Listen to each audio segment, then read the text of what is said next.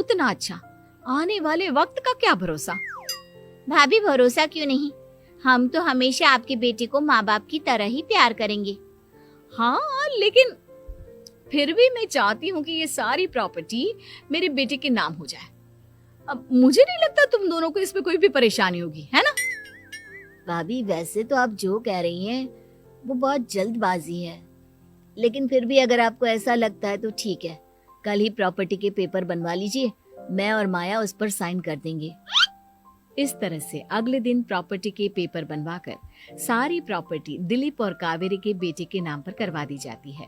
कुछ दिनों के बाद, सुधांशु, सुबह सुबह ये कौन लोग आ गए हैं तुम्हारे घर पर? भैया वो ऊपर वाला कमरा खाली पड़ा था ना, सोच रहा था किराएदार रख देता हूँ। लेकिन किराएदार रखने से पहले आपने हमसे पूछा भी नहीं।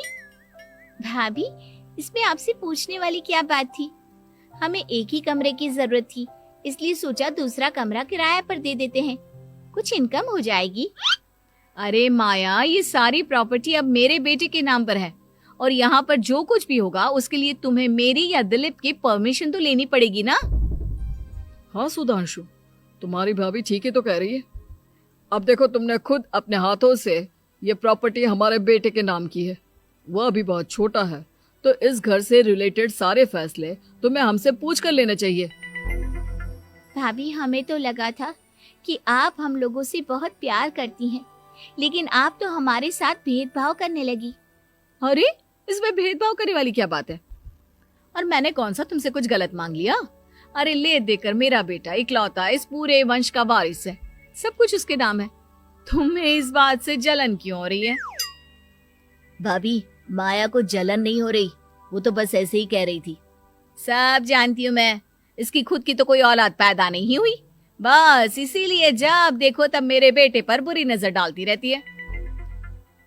देखो माया, कावेरी तुमसे बड़ी है, वो जैसा कहती है वैसा करो। और वैसे भी इस घर पर अब तुम लोगों का कोई अधिकार नहीं है, वो तो हम लोगों की भलाई समझो जो तुम्हें अभी तक यहाँ रहने दिया है। भैया आप इतने कैसे बदल गए? इस प्रॉपर्टी ने आपके दिल से हमारे लिए प्यार पूरी तरह खत्म कर दिया है क्या? इसी तरह वक्त बीतता जाता है और देखते देखते दिलीप और कावेरी का बेटा प्रणव 25 साल का हो जाता है और उसकी नौकरी लग जाती है। पापा आज मेरा अपॉइंटमेंट लेटर आ गया है, मैंने सिंगापुर में जॉब ज्वाइन कर ली है। लेकिन प्रणव, विदेश में नौकरी करने जाने से पहले तुम्हें कम से कम अपने मम्मी पापा से एक बार पूछना चाहिए था ना। इसमें पूछने वाली क्या बात है माँ, मैं सिंगापुर जाकर जॉब करना चाहता हूँ तो करना चाहता हूँ।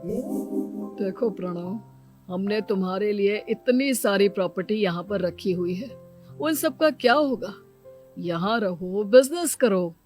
सॉरी पापा, मैं यहाँ रहकर कोई बिजनेस नहीं करने वाला, और ये जितनी भी प्रॉपर्टी आपने मेरे लिए संभाल कर रखी है ना, ऐसे ही किसी को दान में दे दीजिए, क्योंकि मैं सिंगापुर से वापस इंडिया आकर कभी नहीं रहने वाला।